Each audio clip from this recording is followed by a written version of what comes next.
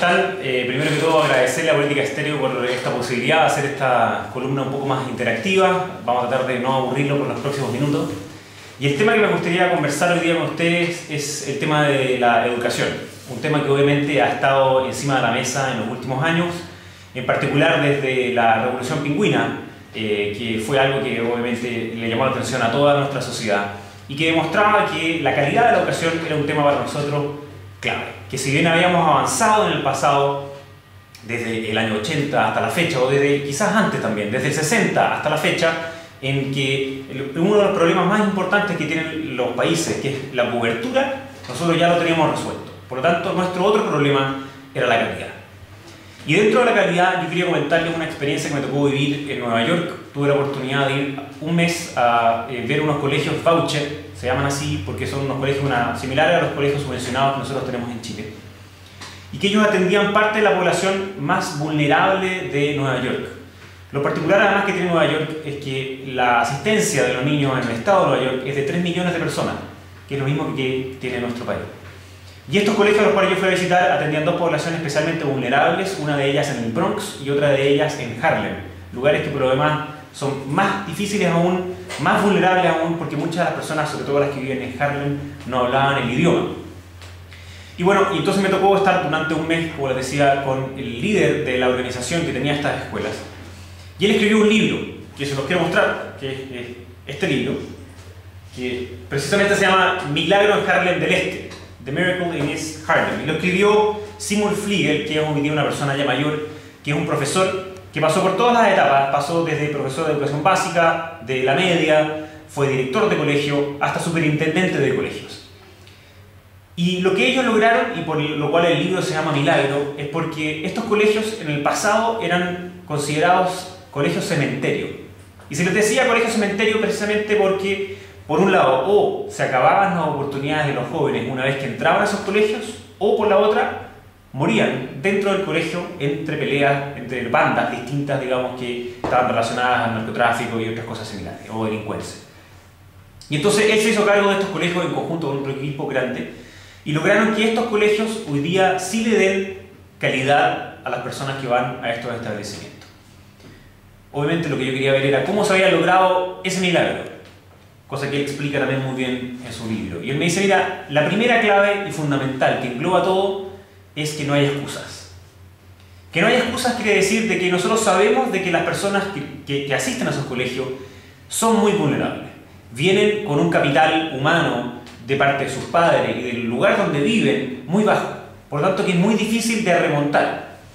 Eso ya lo tenemos claro, ya lo sabemos. También sabemos que las condiciones por las cuales ellos pueden después estudiar o hacer sus tareas muchas veces son precarias. Eso también es algo que nosotros tenemos que saber. Y que quizás el apoyo de los padres va a ser también escaso. Pero todo eso que hace que la educación sea muy difícil no es una excusa para que esos niños no puedan aprender. Porque de lo contrario, simplemente sus oportunidades se acaban simplemente por haber nacido en uno u otro lugar. Y dado que eso es muy injusto, es que los colegios, y en particular los profesores, tienen que ser los motores del cambio y de darle más oportunidades a estos mismos jóvenes que asisten a estos colegios. Y entonces a continuación me decía, mira, y hay 5 cosas que son fundamentales en una educación de calidad. La primera de ellas es que haya una visión definida. Él me decía, mira, esto es lo mismo que pasa en la película Alicia en el País de las Maravillas, en donde Alicia entra al país mágico y se encuentra con este gato sonriente y ella le pregunta, ¿qué camino sigo? Hay 2 alternativas de camino y él le pregunta a su vez, ¿dónde quieres ir? Y ella le dice, bueno, no sé. Por lo tanto, él contesta, si no sabes dónde quieres ir, ¿qué importa qué camino tomes? Pasa exactamente lo mismo cuando uno trata de hacer una política pública y una tan importante como es la educación. Si no tenemos una visión claramente definida hacia dónde queremos ir, difícilmente vamos a después poder lograrlo o saber cuál es el camino que necesitamos tomar para lograr ese fin. Lo segundo es tener foco en el aprendizaje. Y él me decía una frase que a mí me parece muy interesante. Me decía, mira, hay una relación simbiótica entre enseñanza y aprendizaje. ¿Qué quiere decir eso? Quiere decir que si una no está presente, la otra no puede existir. Si no hay enseñanza, no puede haber aprendizaje. Y tampoco hay aprendizaje si es que no hay enseñanza. Por ende, lo clave es que también las personas y los profesores sean medidos y evaluados por cuánto aprenden esos niños, esos alumnos que están al frente de ellos.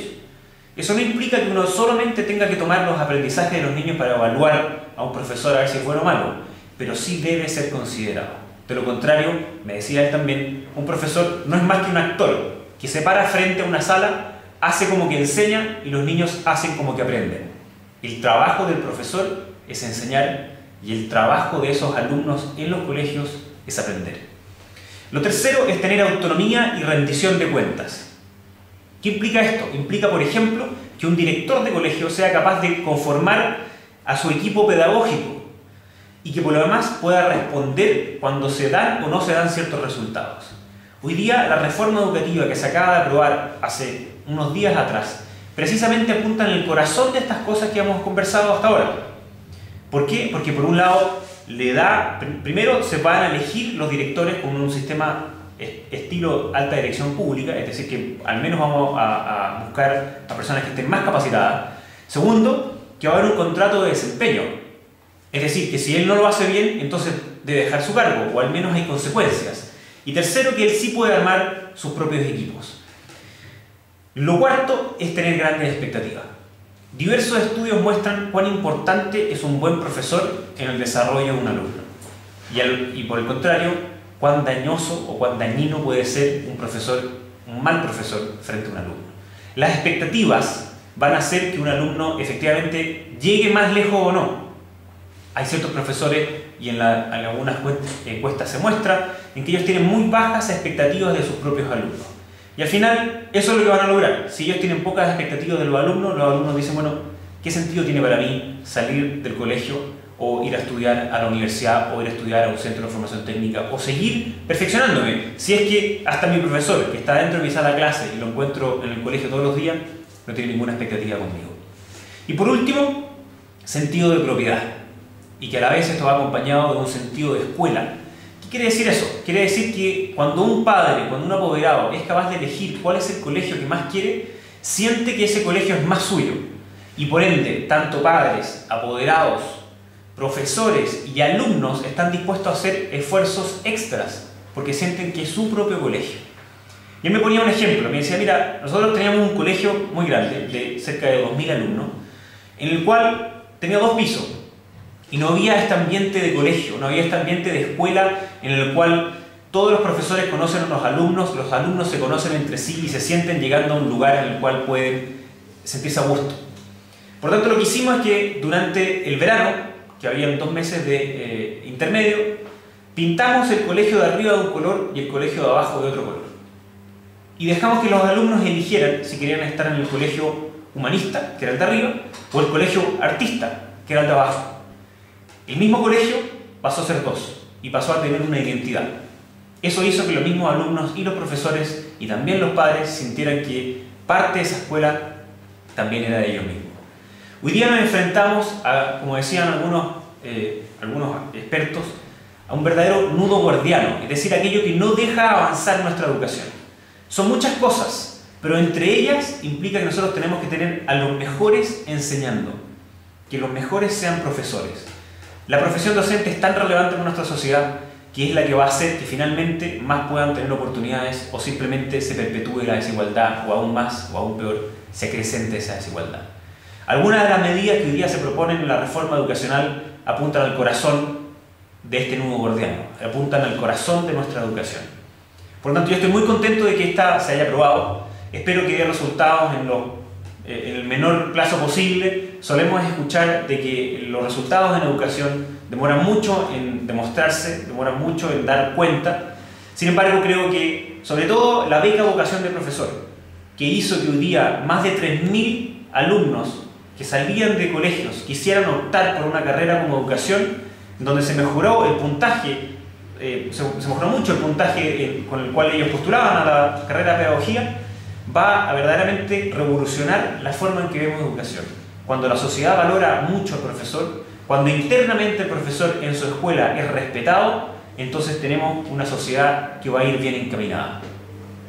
En esto tenemos muchos ejemplos y una de ellas es Gabriela Mistral. No hace falta leer demasiado de ella para darse cuenta de que era una gran profesional, una gran educadora y que si la hubiésemos seguido probablemente hoy día ya seríamos desarrollados.